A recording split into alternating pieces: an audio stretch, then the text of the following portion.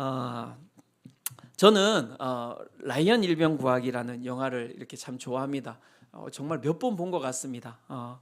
왜냐하면 여기에 전쟁과 살육이라고 하는 인간의 비극이 있기는 하지만 또 그 가운데 하나님의 마음이 무엇인지 알 수 있는 그 하나님의 마음이 녹아 있는 영화이기 때문에 그렇습니다. 여러분들 다 보셨습니까? 네, 뭐 거의 다 보셨으리라고 생각하는데요. 뭐 내용은 잘 아시죠? 이런 내용입니다. 제2차 세계대전이 한창이던 어느 날이죠. 미군 본부는 사람들을 놀라게 할 결정을 하게 됩니다. 전선을 누비던 최정예 부대 한 팀이 모든 작전을 멈추고 단 한 사람을 찾아 나서기로 한 것이죠. 그 이름이 무엇입니까? 예, 라이언입니다. 라이언 일병이죠, 그죠? 라이언 일병의 그 형제가 넷인데 그 가운데 3명의 형이 있었는데 이 네 형제가 다 전투에 참여한 거예요. 그런데 어떤 일이 벌어집니까? 앞에 있던 형 3명이 다 전쟁에서 죽게 되는 것이죠. 남은 막내마저 전사했다는 정보가 어머니에게 전해지면 그 마음은 더 이상 견딜 수 없을 것이기에 군은 명령을 내립니다. 라이언을 집으로 돌려보내라. 8명의 한 팀이 병사 그 한 사람을 구하기 위하여서 죽음이 도사리는 적진 깊숙이 들어가게 됩니다. 많은 희생이 따릅니다. 그 가운데 또 몇 사람이 죽게 되고요. 그러면서 그 결정이 옳은가 하는 의문이 생기기도 하지만 결국 이 라이언 일병 구하기는 한 가지의 사실을 분명히 드러내고 있는데요. 그 메시지는 무엇이냐면 불행에 처한, 고통에 처한 한 사람의 생명은 수많은 생명과 대가를 치를 만한 가치가 있다라는 것입니다. 어떻게 보면요, 아주 이해가 안 되는 이야기입니다. 비효율적이고요, 비경제적이고요. 그 가운데 아주 비합리적인 어떻게 보면 결정이라고 할 수 있지만 우리는 이 메시지에서 우리가 가지고 있는 이성, 우리가 가지고 있는 그 판단과 비판의 의식을 내려놓게 됩니다. 이 메시지가 무엇이냐면 희생이라는 한 단어이죠. 그 희생이라는 한 단어가 우리의 이성을 무너뜨리고 우리의 판단을 무너뜨리게 되는 것이죠. 우리는 그저 이 단어만으로 이 비합리적이고 비효율적이고 이 비경제적인 상황을 받아들이게 되는데요. 이 희생이라는 이 한 단어가 여러분 어디로부터 온 것이냐면 바로 하나님으로부터 온 것입니다. 하나님이 희생이십니다. 누구를 위해서 희생하셨습니까? 우리를 위하여서 희생하신 분이 하나님이시죠. 그래서 우리를 위하여서 누구를 보내셨습니까? 그의 아들 예수 그리스도를 보내시는 희생으로 말미암아 우리가 영생을 얻었다라고 이야기를 하지 않습니까? 하나님은 그 가운데서 많은 사람들을 구원하는 것에 관심을 두기보다는 여기에서 이 한 사람을 위하여서 이 많은 사람들이 희생한 것처럼 하나님께서는 한 영혼을 위하여서 한 사람을 위하여서 세상의 모든 것을 움직이시는 분이 바로 하나님이십니다. 누가복음 15장 3절과 4절이 바로 그 이야기를 하고 있는데요. 말씀이 이렇게 이야기하고 있습니다. 예수께서 그들에게 이 비유로 이르시되 너희 중에 어떤 사람이 양 100마리가 있는데 그 중에 하나를 잃으면 99마리를 들여 두고 그 잃은 것을 찾아내기까지 찾아다니지 아니하겠느냐. 상당히 말이 안 되는 이야기입니다, 여러분. 잃은 양 한 마리를 찾기 위하여서 99마리의 양을 어떻게 했다고요? 들여다가 두었다라는 것이죠. 아주 비생산적인 이야기 아닙니까? 아주 이 자본주의 사회에서는 있을 수 없는 것입니다. 99마리를 갖다가 그 위험한 곳에 두고 한 마리를 찾다가 99마리를 다 잃어버리면 어떡해요? 근데 하나님 나라의 여러분 진리는 이것을 이야기합니다. 그 잃어버린 한 마리의 양의 생명이 어떻게 해요? 99마리의 그 양의 생명과 어떻게 해요? 동일한 가치를 가지고 있다라는 것입니다. 숫자의 문제가 아니라는 것입니다. 합의 문제가 아니라는 것입니다. 모든 한 영혼 한 영혼이 이 세상과는 바꿀 수 없는 아주 가치로운 존재라는 것을 오늘 이 말씀이 이야기를 하고 있는 것이죠. 그것이 바로 하나님 나라라고 이야기를 하고 있는 것입니다. 하나님께서는 많은 사람을 구원하는 것에 관심이 없으세요. 하나님께서는 오늘도 잃어버린 한 사람, 바로 여러분, 이곳에 앉아있는 나, 그 한 사람을 찾기 위하여서 끊임없이 오늘도 하나님은 움직이고 계신다는 것입니다.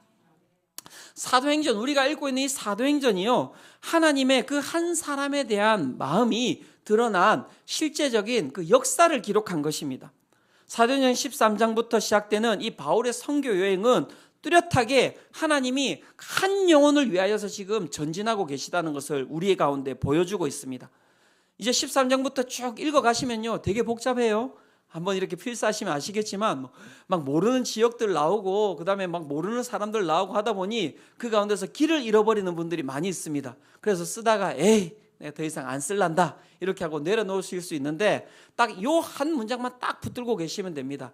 그냥 그 모든 과정이 바울이 떠나가서 사람을 만나고 전도하고 그 가운데 다치고 어렵고 하는 그 모든 과정이 다른 것이 아니라 한 영혼을 위해서 움직이고 있는 과정이라는 것을 기억하시면 됩니다. 믿으십니까?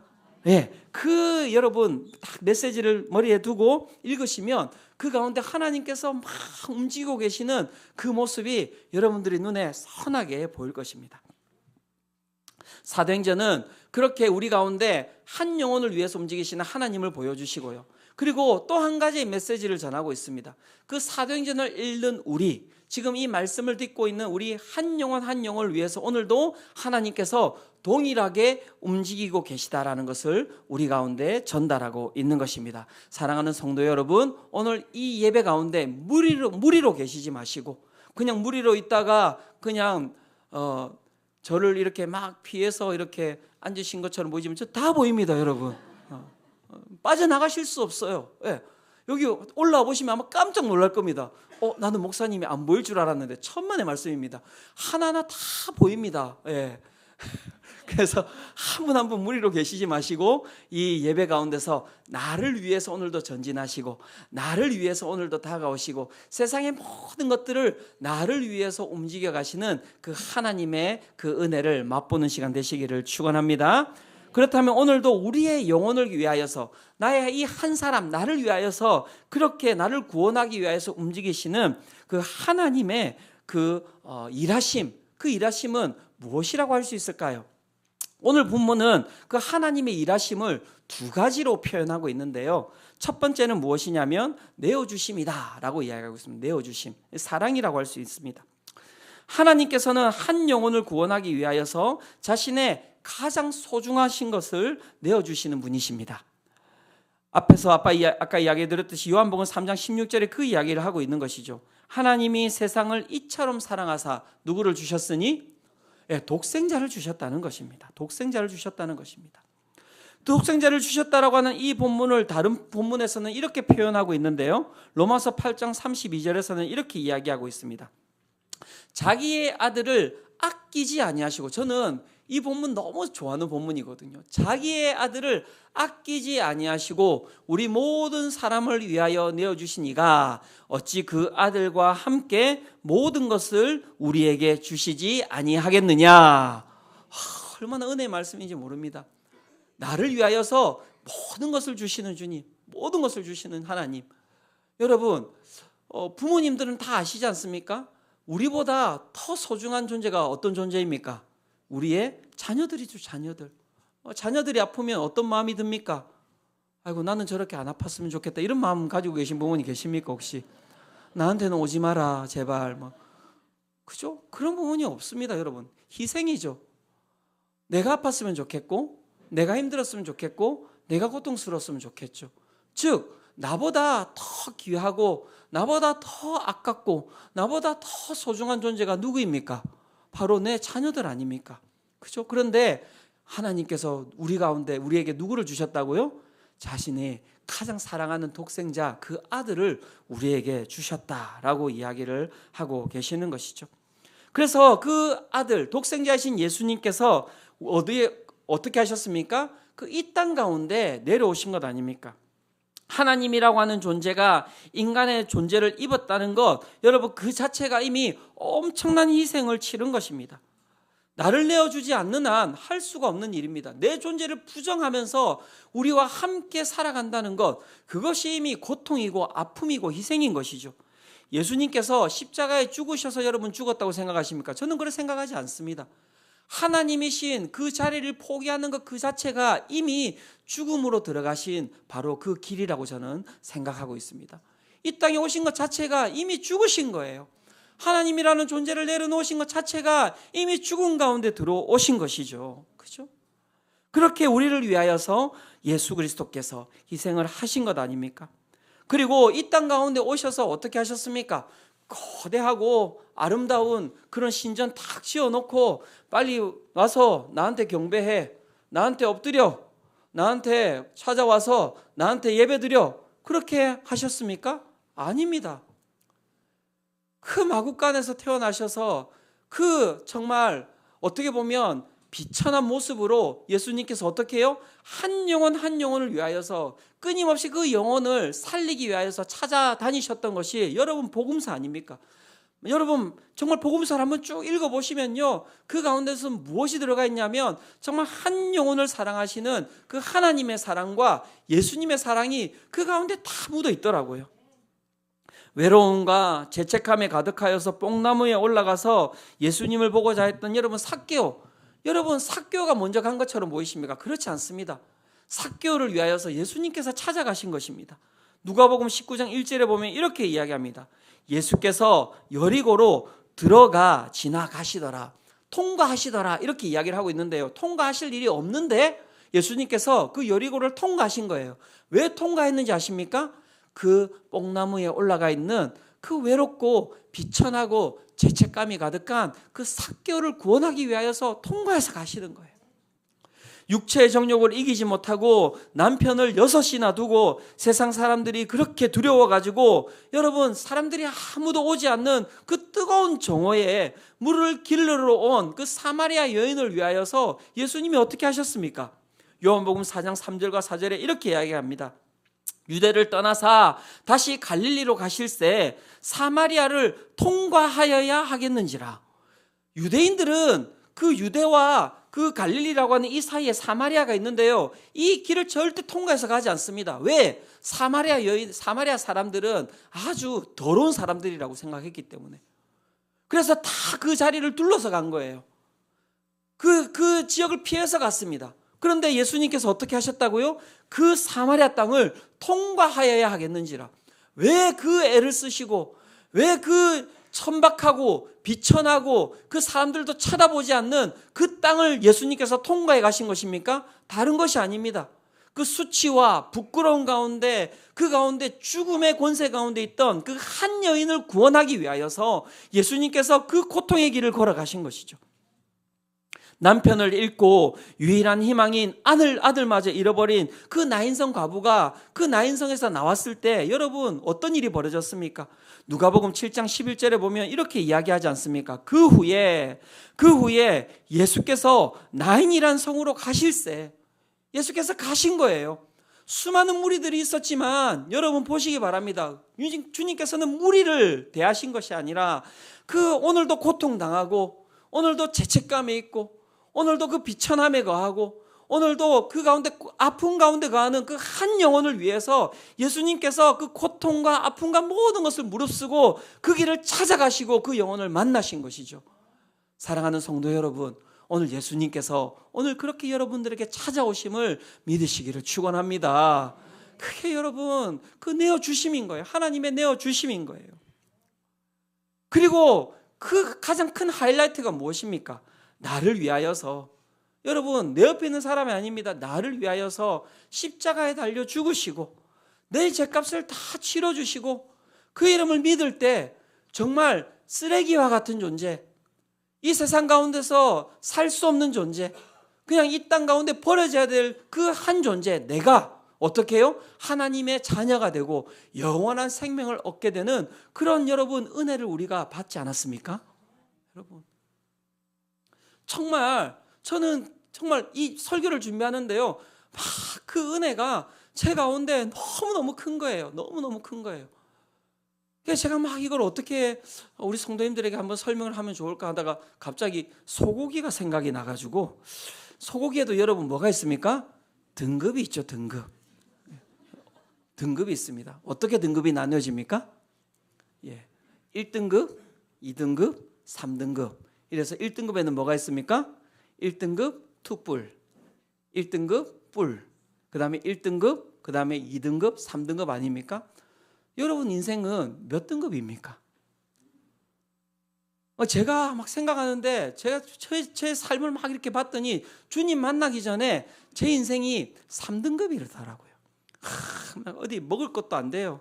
즐겨가지고 그 가운데 마블링도 없고 투박하고 어디 쓸 데도 안 되고 국거리도 안 되고 반찬거리도 안 되고 사료도 안 되는 저기 갔다가 땅에 던져버릴 그러한 모습이 제 모습이었더라고요. 그냥 시골에 처박혀가지고 20살 때 나는 희망도 없고 소망도 없고 이런 대학 나와가지고 3등급 정말 그냥 그런 곳에서 정말 꿈도 없고 희망도 없고 소망도 없이 그냥 그렇게 마셔라 그렇게 살았던 것이 내 인생이에요. 그냥 모든 사람들이 봤을 때 3등급이에요. 4등급이 있으면 4등급까지 내려갈 수 있는 게 제 존재였던 것이죠. 그런데 기가 막힌 일이 일어난 거예요. 하나님께서 저를 만나 주신 거예요. 예수 그리스도를 저를 위하여서 내어주심으로 말미암아. 여러분, 예수님은 여러분 등급에 들어오지 않는 존재 아닙니까? 예수님의 값으로 정말 그 4등급도 5등급도 안 되는 저 길거리에 갖다 버릴 때 동물도 갖다 먹지 않는 그런 존재가 제 존재인데 주님께서 저를 갖다가 어떻게 해요? 예수님과 바꾸심으로 말미암아 제가 여러분 툭불이 된 줄로 믿으시기를 축원합니다. 기깔나지 않습니까? 반짝반짝거리지 않습니까? 여러분 주님 만나서 이런 거예요. 하나님 만나서 인간 된 거예요. 기가 막힌 건 주님께서 그렇게 예수님으로 우리를 사신바 되었는데요, 그렇게 하고 그냥 우리를 3등급 4등급으로 두시지 않습니다. 능력의 하나님이시거든요. 그래서 우리를 어떻게 만드시는지 아십니까? 아주 빛나게 아주 먹음직스럽게 그렇게 우리를 갖다가 여러분 반짝반짝하게 만드시는 거예요. 우리 옆에 있는 분들에게 한번 이야기해 주시겠습니까? 당신은 투뿔입니다. 한번 이야기해 주시겠습니까? 네. 투뿔인 거예요. 먹음직스럽군요. 이렇게. 네. 우리 인생이 그런 인생이에요, 여러분. 얼마나 기가 막힌지 모릅니다. 얼마나 감사한지 모르고요. 얼마나 은혜인지 모르고요. 주님 만나지 않았으면 내 인생 어떻게 되었을까? 저기 정말 부산의 바닷가에서 여러분 저를 보셨을 수도 있습니다. 술에 취해가지고 그냥 해변가에 널브러져 있는 제 모습을 봤을 수 있는데 지금 주님 만나서 이렇게 서울말도 쓰고 사람이 됐잖아요. 사람이 여러분. 너무너무 감사한 거죠. 무엇 때문에요? 주님께서 나를 위하여서 모든 것을 내어주시고 나를 어떻게 해요? 가장 귀한 모습으로 나를 자녀 삼아 주신 것이죠. 하나님께서는 몸된 교회를 또한 세우시고 주님께서는 그 교회를 예수님과 같이 여러분 이 세상 가운데 내어주셨습니다. 그렇게 툭불된 인생들이 모여있는 것이 교회 아닙니까? 반짝반짝 빛이 나는데요, 그 빛이 나는 사람들끼리만 살라고 한 것이 아니라 또 우리들을 갖다가 모으시고 세상 가운데 빛도 소금도 그 가운데 헛된 삶에 그 가운데 꿈도 없이 살아가는 사람들을 위하여서 우리를 어떻게 하셨다고요? 또 이 땅 가운데 내어주셨다라고 이야기를 하고 있는 것이죠. 지난주에 봤지만 안디옥 교회가 여러분 세워지지 않습니까? 그 안디옥 교회가 아름답게 딱 세워졌는데요, 그 가운데 성령님께서 하나님께서 그 교회 가운데 딱 오셔가지고 뭐라고 말씀하셨습니까? 너희 가운데 있는 가장 귀한 사람, 가장 소중한 사람, 너 거기 가운데 있는 바나바하고 바울을 어떻게 하라고요? 내놓으라는 거예요. 야, 여러분 이게 쉬운 일입니까? 어려운 일 아닙니까, 여러분? 그죠? 그런데 안디옥 교회가 어떻게 하였습니까? 주님께서 말씀하실 때 가장 귀한, 가장 소중한 그 바나바와 바울을 어떻게 해요? 하나님께 드렸죠. 그리고 하나님께서 그 두 사람을 어떻게 하셨습니까? 사도행전 13장 4절에 이렇게 이야기하고 있습니다. 두 사람이 성령의 보내심을 받아 실루기아에 내려가 거기서 배 타고 구브로에 가서, 여러분 두 사람이 세상을 향해서 막 나아가는데요,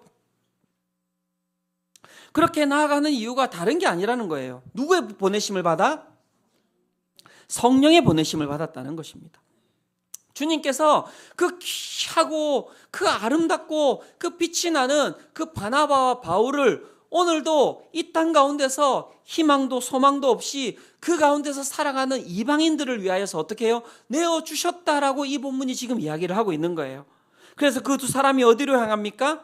거대한 섬 구브로라고 하는 키프로스라고 하는 그 섬으로 향하고요. 그 섬의 그 수도인 바보라고 하는 그 성으로 향하고 있는 것이죠. 그리고 거기에서 누구를 만나게 됩니까? 한 사람 만나는 거예요. 그 사람의 이름이 무엇입니까? 바로 서기오 바울이라는 이 한 사람을 만나기 위하여서 주님께서는 그 귀하고 귀한 바나바와 바울을 그 가운데 부르셔서 그 서기오 바울에게 보내고 있는 것입니다. 사도행전 13장 6절에서 7절이 그 이야기를 하고 있는데요. 이렇게 이야기합니다.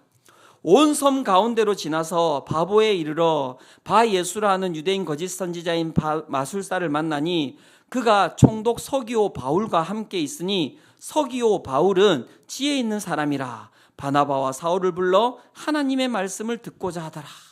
하나님의 말씀을 듣고자 하는 그 한 사람, 그 이방인, 쳐다보지도 않는 벌레만도 못한 그 이방인을 위하여서 그 귀하고 귀한 예수님의 피값으로 산 그 바나바와 바울을 어떻게 해요? 그 서기오 바울 한 사람한테 보내고 있는 것입니다.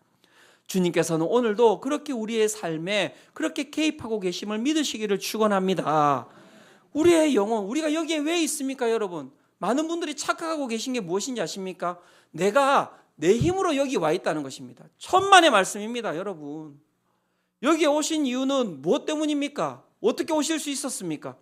하나님이 정말 빛나게 만들어 놓으신 여러분들의 부모님, 여러분들의 남편, 여러분들의 아내, 여러분들의 자녀, 여러분들의 친구, 바나바와 바울과 같은 그분들을 통하여서 하나님께서 여러분들을 이곳으로 부른 것 아닙니까?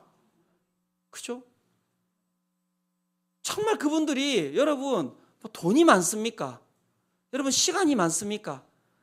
뭐 여기에 한 분 더 데려온다고 여기서 무슨 인센티브를 받습니까? 목사님 3명?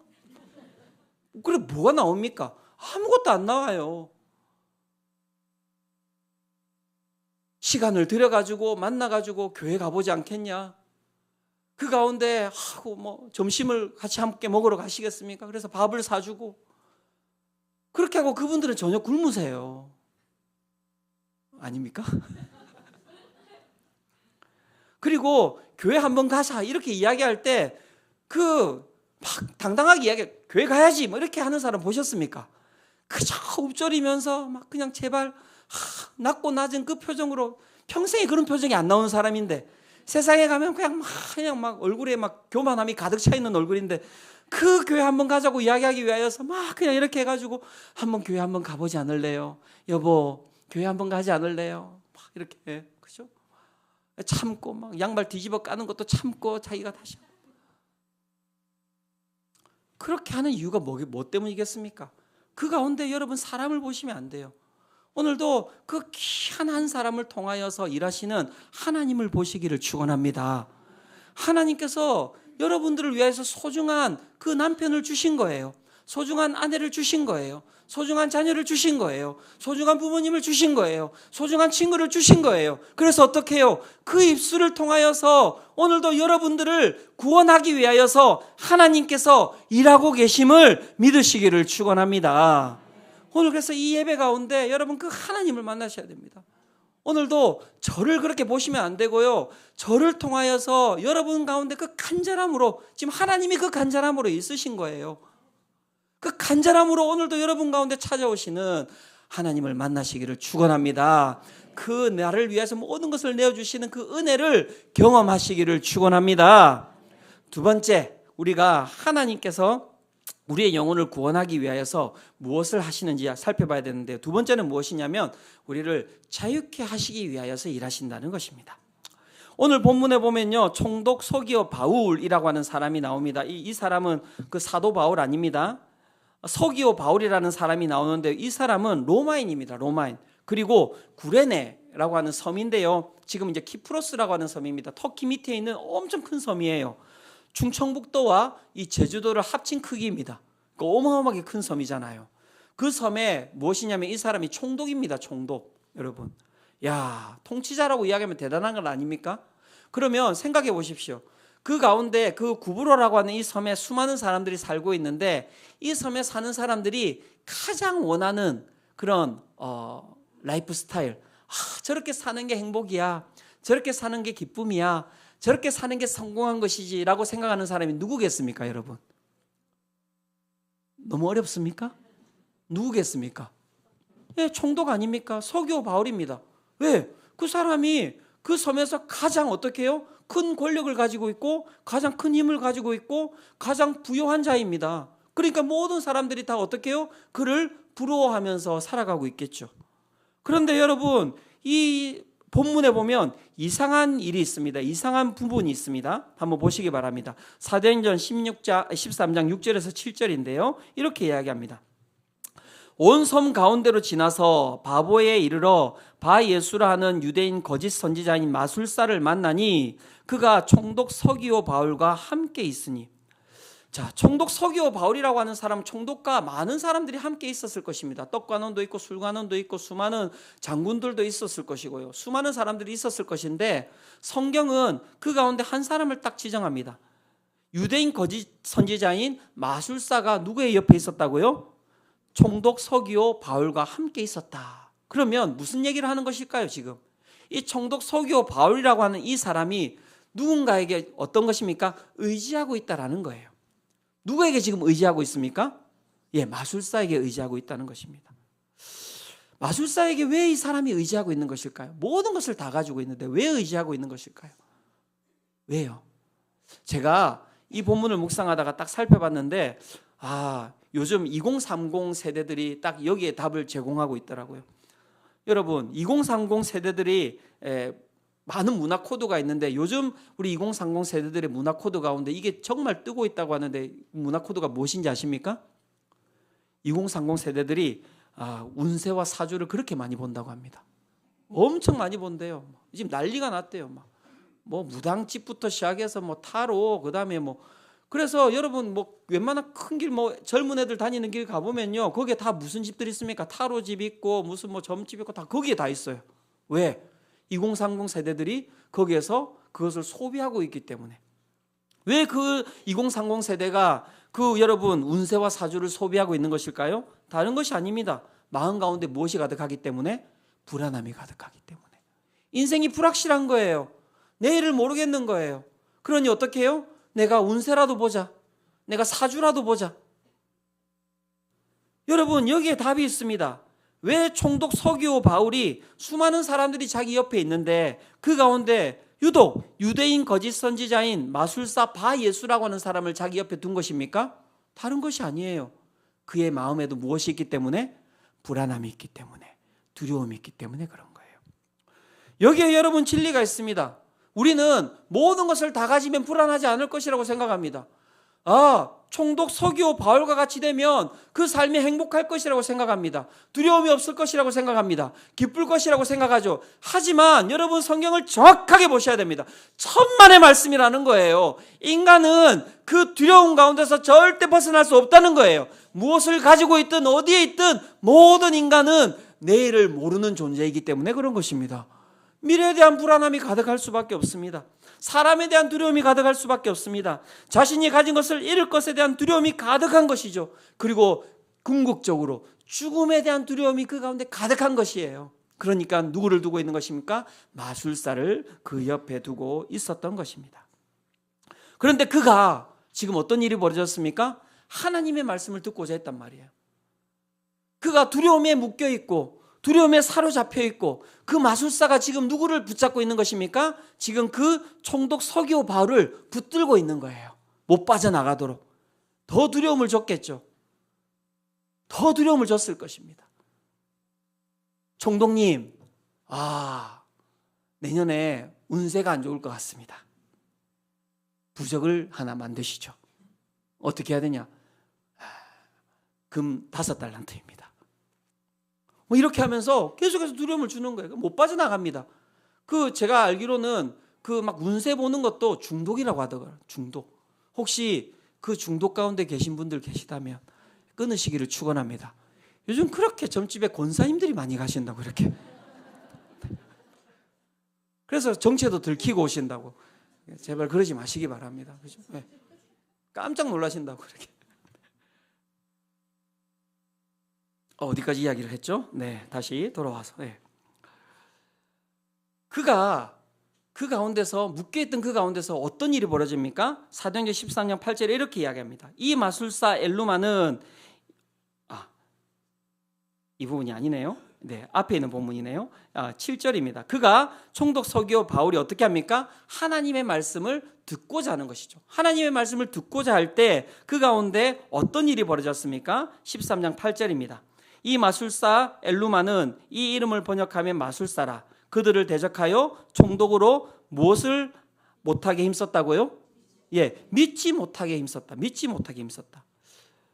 거짓 선지자가 그를 믿지 못하게 힘썼다라고 이야기를 하는데, 여러분 기억하셔야 될 것이 무엇이냐면 믿음이라는 것이 그래서 쉬운 게 아니라는 거예요.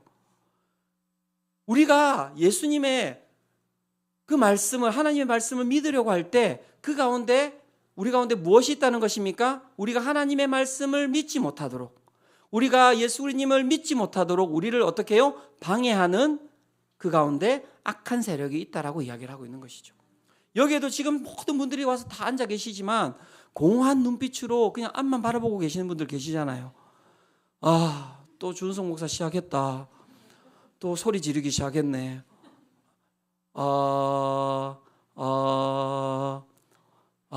언제 끝나지? 그런 분들이 계시거든요. 또 쓸데없는 얘기를 많이 하네. 오늘 설교 길어지는데? 언제 끝나지? 차 빨리 빼야 되는데. 들어오면서부터 차 언제 빼지라고 생각하시는 분들이 계시죠. 그 마음이 어디서부터 오시는 것인지를 잘 보셔야 되는데요. 그게 내 마음이 아니에요. 우리 성도님들이 하나님의 말씀을 믿지 못하도록 하는 그 영적인 세력이 있다라고 본문이 이야기를 하고 있는 것 아닙니까? 끊임없이 세상은 우리가 하나님의 말씀을 믿지 못하도록 합니다. 세상의 부요함이 우리에게 평안을 주는 것이야. 세상의 부와 명예와 권세가 너희들에게 평안을 주는 것이야. 그것을 믿어야 해. 그것을 바라봐야 해. 음란, 도박, 술 취함, 나의 만족을 위해서는 마음껏 그렇게 살아도 돼. 뭐 어때? 어차피 그냥 사는 인생 아니야? 나를 위해서 사는 것이 복된 것이지 뭘 위해서 살려고 그래? 마음껏 써. 마음껏 즐겨.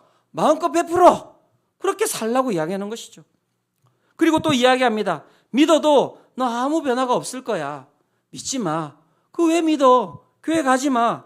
너 예수님 믿으면 더 어려워질 거야. 그 옆에 있는 사람 봤지 않냐? 예수 믿어가지고 망한 사람 이렇게 있잖아. 너 그러니까 예수 믿으면 안 돼. 교회 가봐. 교회 가면 너 헌금하고 막 이렇게 막 뜯어내기 시작할 거야. 특별히 너 수정비교 이상하잖아. 간판도 없고. 교회 이름만 있고. 교회가 있어야 될 곳에 있지도 않고. 2단 아니야 2단? 가지 마. 그럼 이제 계속 하는 거예요. 마음 가운데. 제자훈련 하지 마. 제자훈련 하다가 너 죽어. 사역훈련 하다가 너 죽어. 그 죽으니까 절대 하면 안 돼. 시간도 없잖아 너. 네 코가 석자인데 무슨 제자훈련을 해. 무슨 사역훈련을 해. 제가 여러분 한번 이야기 드릴까요? 돈을 추구하고 명예를 추구하고 권력을 추구하다가 돌아가신 분은 내가 많이 봤지만요. 제자훈련하고 사역훈련하다가 죽은 사람 내가 한 번도 본 적이 없습니다. 여러분. 제자훈련하고 사역훈련의 모토가 뭔지 아십니까? 죽지도 말고 아프지도 말자거든요. 안 죽어요 여러분. 안 죽습니다. 누가 그렇게 죽는다고 이야기합니까? 더 살아 움직이는데요. 선교. 봤더니 오늘 선교 얼마야? 150만 원. 이 미친 거지. 선교를 왜 가냐? 150만 원이면 너 푸켓? 이런 데 가가지고 막 얼마나 좋냐.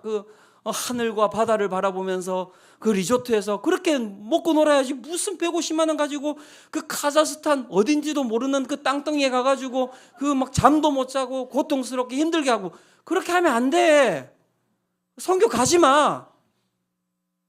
가서 편안하게 즐겨. 무슨 150만 원을 그런 돈에 거기다 쓰냐고. 여러분, 다 거짓말입니다, 여러분.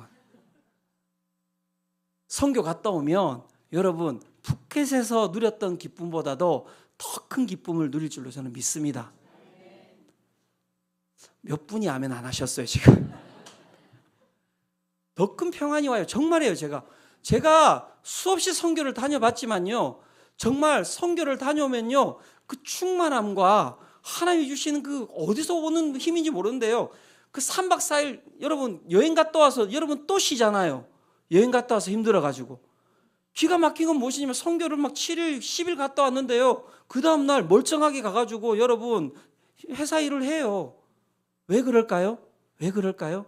남을 위해서 내 삶을 주는 것보다 여러분 귀한 일이 없고 여러분 행복한 일이 없기 때문에 그래요. 세상은 끊임없이 나만 챙기라고 이야기합니다. 제가 진짜 이야기 드릴까요? 나만 챙기다 죽어요 여러분. 나만 챙기다 죽습니다 여러분. 내 입과 내 배만 채우다가는 여러분 죽는 거예요. 그 세상의 메시지가 끊임없이 여러분들을 붙들고 있는 것 아닙니까? 말씀을 듣지 못하도록, 남을 위해 살지 못하도록, 내 삶을 누군가에게 흘려보내지 못하도록. 그런데 우리가 이 생각에서 벗어날 수 있습니까? 없습니다. 왜요? 우리가 가지고 있는 힘이 없기 때문에 그래요.